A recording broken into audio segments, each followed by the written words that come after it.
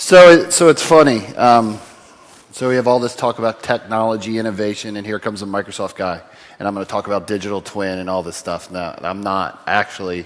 I'm going to talk to you about the journey we took around employee experience, around a global FM model, take you down that path to where we are today. So it might be good to understand where we are today. So we're roughly, we have about 600 buildings, 33 million square feet in 113 countries. Our biggest location is obviously our Puget Sound Redmond campus, which supports roughly around 60,000 people, has 121 buildings. And it's important that we talk about that because the balance, so Europe, Asia, and Americas make up the balance of that portfolio of about 15 million. And why that's important is because a lot of times when you think globalization, you think of you have this core thing, and we have a very big Puget Sound campus. We run 30 different full-scope restaurants. We have our own bus system in Seattle. So there's a level in scope there that you can't then take and just drop into other places in the world. So part of this journey starts from myself. So there's a really digital picture of me 15 years ago. That's actually my badge photo. I was really happy. It was my first day, and I was literally hired to transition internal FM services to an outsourced model. So literally 15 years ago, I was hired to start the journey. And that's where we started. And it was this, we started this transition. It was really interesting because we had FM services. We did all the things. They weren't very technical back then. It was very analog in that sense. But it was very regionally based. So we still had offices around the world, but they were all run differently. They all operated differently. They were all maintained differently. They all had different investments in that model. And it made it difficult for people as they moved to actually operate as a global company. And what we did through this process and in that time frame is we started to move to an outsourced model, and we hired some service providers. We hired a lot of service providers around the globe. And as we went through that process, we still realized that while we had all these service providers come in and they were doing an amazing job, that we were still delivering in the same model. We had just changed the color of the badge on the people, but it was still regionally based and country funded. And the country funded part of it becomes really important because you have, like North America for Microsoft, it's where we're based, and you end up having a lot more funding than if you're in a little small market. And so some of those determinations on what we could and couldn't do was literally based on the location that you were in.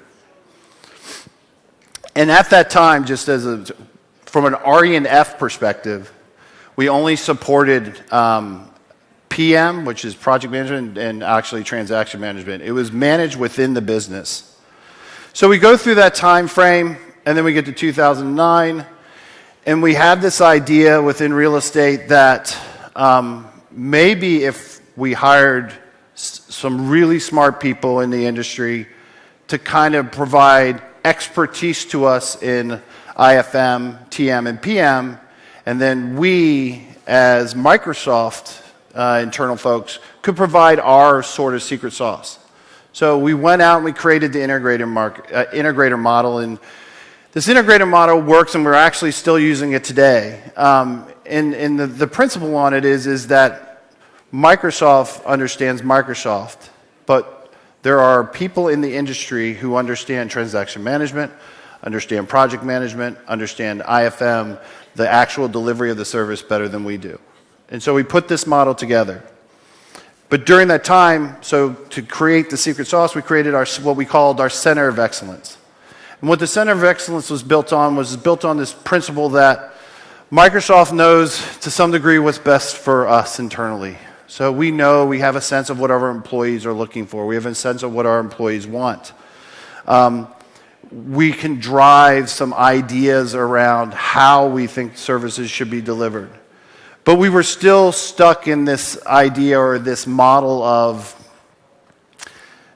funded at a country level, globally based, but still funded at a country level. So we didn't own these budgets. And so we would show up, we would have amazing ideas, we would have new ways of working, we would have new ways of performing different services or delivering different employee experiences. But unless somebody was willing to fund it at a country level, it just never got traction. So once again, we're back to the same place. We're a global company. We have people moving around the globe, transacting business around the globe, have customers around the globe, developing software, teams based everywhere with very different experiences.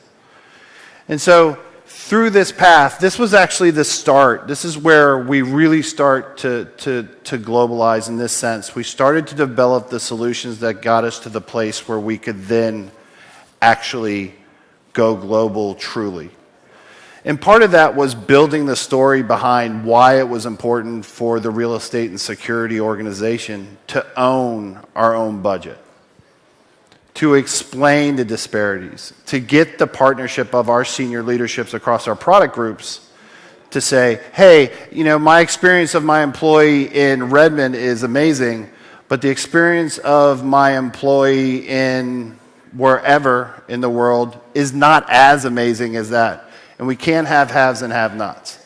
Because we ended up with a kind of a scenario where there was always kind of, well, they're Redmond-based, so they get a little more than we get in the field. So then, as we think about that transition, we moved and it was down a path. And we got to a place where we realized that the Center of Excellence itself, while a great thing, was then trying to almost operate in two places. They were trying to really improve the services that we delivered across the globe, but they were also, we started to go on, like everybody here, and we've heard about it over and over, a digital transformation, which is funny to say for Microsoft, but we've used digital in our FM operation for a long time, but it's taking it and pushing it beyond. And so what we realized is we had some really smart people in our Center of Excellence, but we're really focused on execution.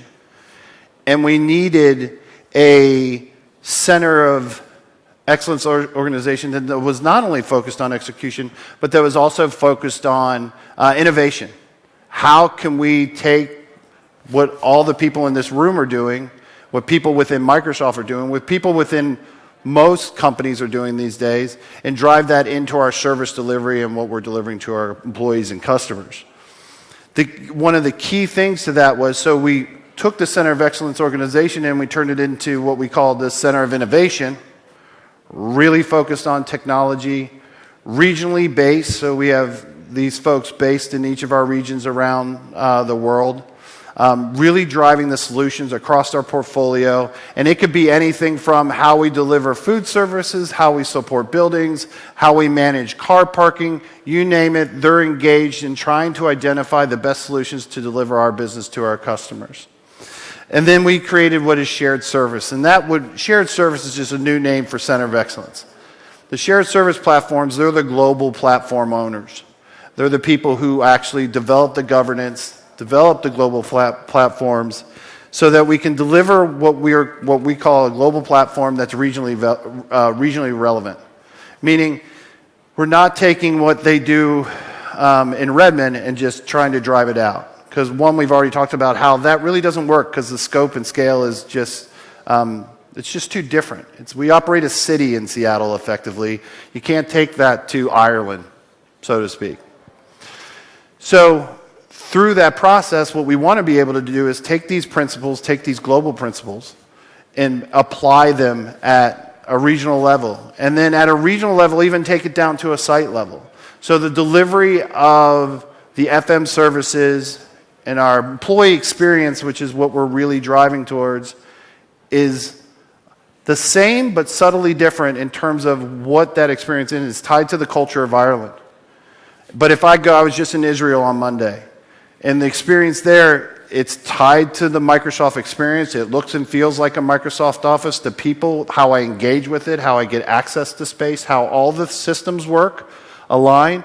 But then the employee, the human touch, has a little bit different. It's a little bit more aligned to what's happening in Israel versus what's happening in Ireland versus what's happening in the United States. And what that's done for us is that we've been able to land what is a global IFM and a global food delivery model for us. We have 18 different FM providers across our portfolio. Pretty much like if you do FM, you probably work for us in somewhere.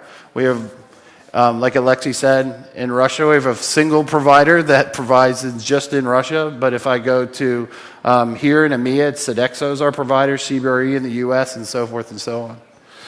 What that means is we have a lot of different people providing these services on our behalf, these soft services. And so that IFM global platform and the food platform give us the ability to deliver that in a consistent manner across our portfolio. And it's really focused on how do we improve and enhance and delight our customers and our employees. Now, some of you, there's a tour tomorrow of our campus here in Ireland, and some of you will come on it. And you'll get to see how we deliver on some of these services. And it'll be interesting during that tour to get your feedback on what your thoughts are about what it is. Because it's not about, what we really try to do is it in a sustainable way. We try and deliver services that touch people, right? That give them an experience. And it's, we do big things around making sure from a building efficiency and those types of FM experiences that we're delivering them in a way that really gives us the ability to manage our buildings in a really sustainable and enlightened fashion. But at the same time, we're really interested in making sure that everybody that comes into our space is truly delighted. And we're really focused on a consistent delivery across the globe. So once again, going back to that consistent service, just a little different in terms of how they're going to do it. So if you're in Tokyo, that service is the system's going to be the same. How you enter a ticket into a system if you're having an issue, it's going to be the same. It's just how they engage with you is going to be a little different. We're very big and really looking to learn and learn from others. So we're always engaged with our customers, partners, other folks in the industry. But also internally, we do a lot of pilots across, and we bring those back to the center. And that center of innovation, when we're delivering on pilots, really is the kind of funnel that brings them in and kind of helps us understand which are the red herrings and which are the ones that are going to deliver success for us.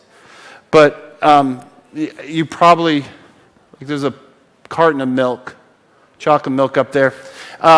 For me, it's like the little things. And so like early in my career, I was doing a really big, at the time, project of moving a business from one location within Microsoft to another. It was really hard. We did lots of cool stuff, really interesting things, and the building was an amazing space, and that was fantastic, and I was really happy and excited and proud. And we also added chocolate milk at that time, like just chocolate milk. We had regular milk, and now we have regular and chocolate. And you would have thought that I just handed out money. People were so excited about that. And what that does for me, I always have it in the back of my mind. It's the little things.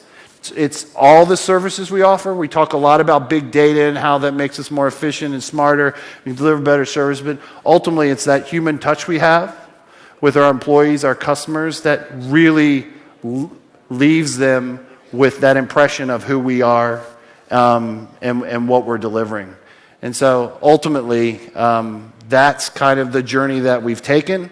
That's how we got from, me 15 years ago coming in to effectively try and transition to today where we have a global organization that delivers for our company. So thank you very much.